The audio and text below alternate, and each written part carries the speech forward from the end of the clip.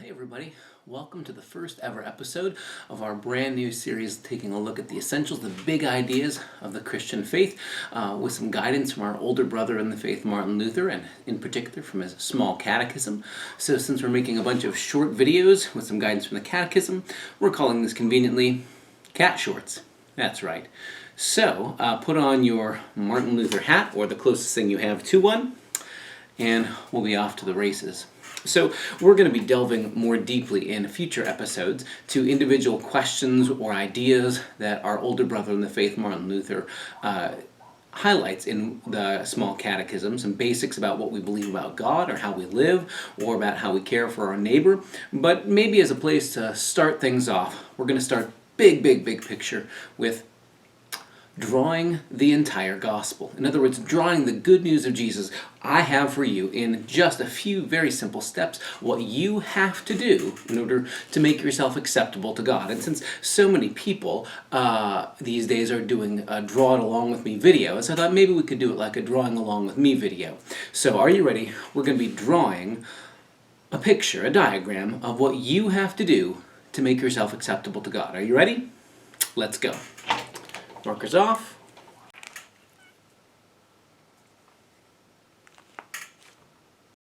And put those caps back on. And you're done. Your paper should look like this. That's right. Completely blank. There's nothing you have to do. Nothing to make yourself acceptable before God. The whole of the Christian good news, the whole message about God's love for us in Jesus Christ is it's not about what you do. So there aren't steps about you have to draw this or say this or go there or pray this way. You don't have to do anything to make yourself acceptable before God. It's a free gift and God's love is already there before you've done a thing. How about that? Now, I know what you're thinking. You're thinking to yourself, that sounds too good to be true. That sounds like I don't have to be good or behave in order to make God love me. So, what do we say about all that? Good question. Meet me over here.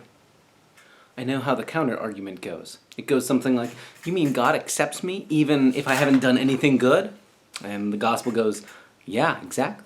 And the counter argument goes, well, what if I make a big mess out of my life? What if it's just I don't do good stuff? But what if I take this blank piece of paper that's my life and what if I scribble all over it and I make lots of scribbles and I make a giant mess? So you're saying that God doesn't care about that and I just scribble all over a place. What are you saying? That God still loves me even if I do that? Even if I ruin the thing that I was given? And the answer goes, yes, says the gospel. Well, what if I not only scribble all over, but what if I rip it in half? I crinkle it, and I rip it, and I rip it like this. And what if I rip it even more? And the gospel goes, you're still beloved. And the counter-argument goes, well, what if I just keep on ripping? And what if I rip it so much that, I rip it into little tiny pieces. What about that? Are you saying God's love still includes me then? And God's answer goes, yeah, it still includes you even then. Well, what if I rip even the little pieces into little tiny pieces? What about that? Are you saying God's love includes me even then? And the answer is, yeah, God's love includes you even then, even when all we've done is made a mess of ourselves and then ripped the mess into little tiny broken pieces. Because the heart of the good news, the heart of what Christians call the gospel, is that when all we have to show for ourselves are scraps that we've scribbled on, God, in God's infinite mercy and in God's infinite creativity, is always looking for ways to take what is broken, what is left behind, what is discarded, even the things that we have actively made worse, and to bring something beautiful out of them, with them, and through them. So maybe all we can see are ripped shreds and scribbles. But God's intent on bringing something beautiful even in the midst of the broken. Take a closer look. Maybe you need to get to see it against something even darker for the background.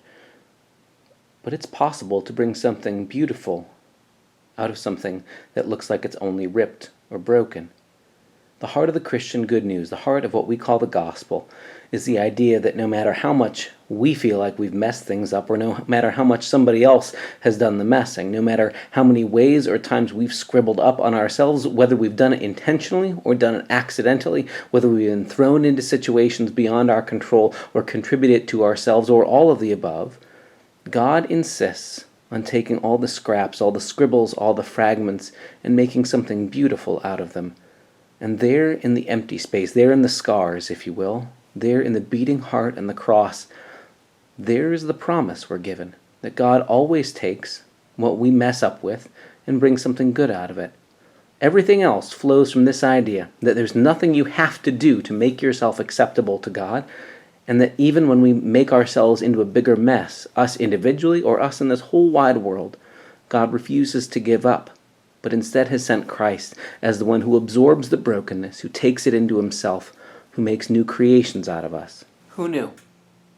Out of something ripped and scribbled on, when there was nothing else that needed to be added, what do you know, something beautiful came out of it.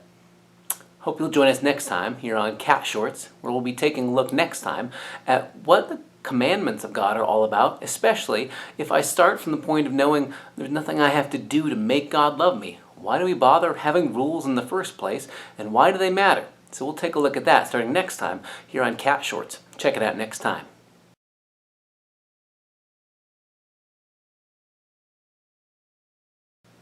This is most certainly true.